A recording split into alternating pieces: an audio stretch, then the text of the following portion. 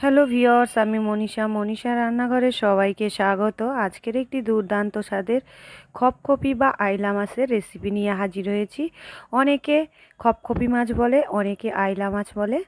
তো এই মাছগুলো বাজার থেকে নিয়ে এসে ভালো করে কেটে ধুয়ে নিয়েছি। এর মধ্যে লবণ, স্বাদ অনুযায়ী হলুদ 1 চামচ, লঙ্কার গুঁড়ো 1 চামচ দিয়ে ভালো করে আমি মাখিয়ে নিয়েছি।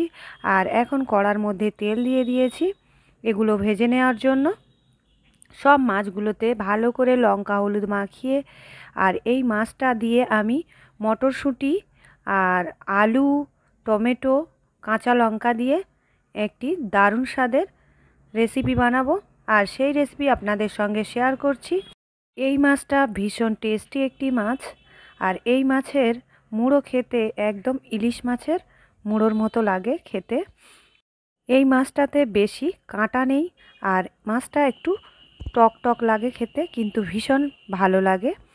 মাছগুলো এখন ভালো করে আমি ভেজে নিয়েছি, সবগুলো তুলে নিয়েছি একটি পাত্রে করে। ওই তেলের মধ্যে আমি দিয়ে দিলাম 2টো পেঁয়াজ, ছোট ছোট টুকরো করে কেটে রেখেছিলাম, দিয়ে দিয়েছি। পেঁয়াজগুলো একটু হালকা বাদামি কালার করে ভেজে নেব।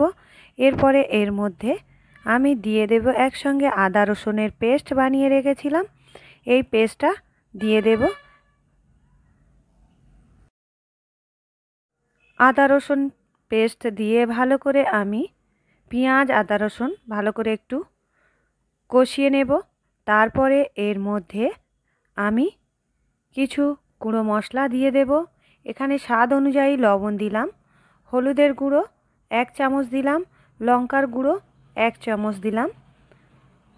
আর এখন ভালো করে এটা আমি সুন্দর করে কষিয়ে নেব হালকা আঁচে। কষাতে কষাতে এর মধ্যে থেকে যখন হালকা তেল ছাড়তে শুরু করবে, এর মধ্যে আমি কেটে রাখা আলুগুলো দিয়ে দেব। এখানে 13-14 জন লোকের রান্না হচ্ছে, তাই এতগুলো আলু আর অনেকগুলো মাছ ছিল এখানে। আলুটা দিয়ে ভালো করে আমি এখন কষিয়ে নেব।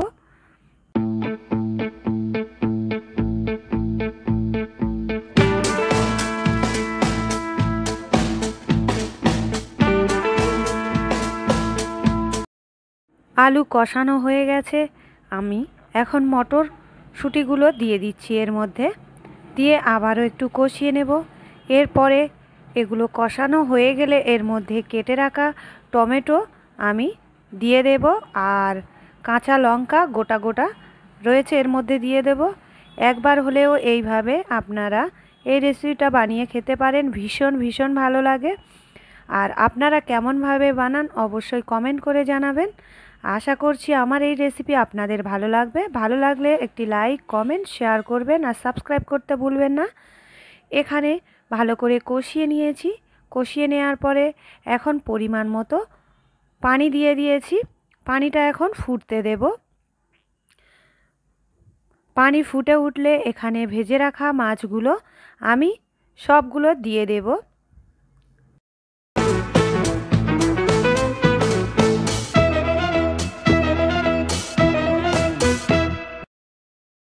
মাছগুলো একে একে সবগুলো দিয়ে আমি এটা ঢাকা বন্ধ করে 10 মিনিটের মতো রান্না করে নেব। আলুটা কষাতে কষাতে প্রায় সিদ্ধ হয়েছিল, তাই এখানে আমি অল্প পরিমাণ পানি দিয়েছি।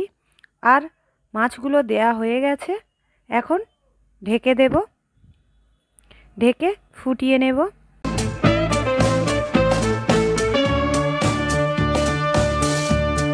10 মিনিট পর ফিরে এলাম, ঢাকা উঠিয়ে আপনাদের দেখিয়ে দিচ্ছি। দেখতে পাচ্ছেন কতটা সুন্দর হয়েছে দেখতে, খেতেও দারুণ লাগে। তাহলে বন্ধুরা এখানেই শেষ করছি। আল্লাহ হাফেজ।